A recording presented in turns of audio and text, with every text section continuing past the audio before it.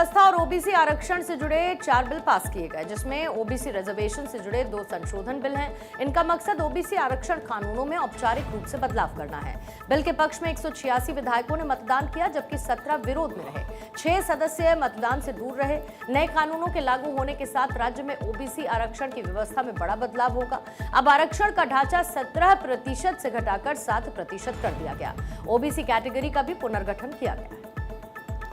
अब OBC list से 113 समुदाय हटे। सर्वे के बाद 66 जोड़े गए हैं। कलकत्ता हाईकोर्ट के निर्देश पर बिना सर्वे ओबीसी लिस्ट में शामिल किए गए 113 समुदायों को हटाया गया है। नए सर्वे के बाद 66 समुदायों की लिस्ट में इन्हें शामिल किया गया है। अब अलग अलग कैटेगरी की जगह सिर्फ ओबीसी कैटेगरी रहेगी। आरक्षण का प्रतिशत भी 17% से घटाकर 7% किया गया है। सरकार और पिछड़ा वर्ग आयोग मिलकर ओबीसी आरक्षण का प्रतिशत तय करेंगे।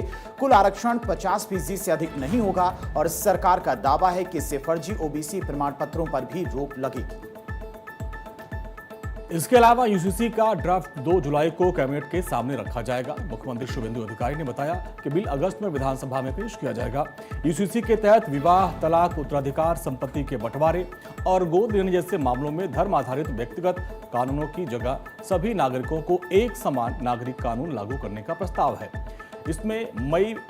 इसके पहले असम में भी आपने देखा होगा कि विधानसभा में यूसीसी बिल पारित हुआ था और इसी के साथ असम देश का तीसरा राज्य बन गया। इसके पहले उत्तराखंड और गुजरात ऐसा कर चुका है।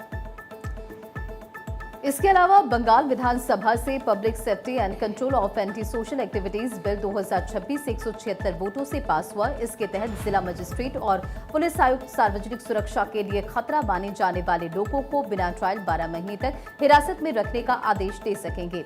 दंगे या हिंसा में सरकारी और निजी संपत्ति को नुकसान पहुंचाने वालों से मुआवजा वसूला जाएगा। जरूरत पड़ने पर उनकी संपत्ति जब्त कर नीलामी भी की जा सकेगी।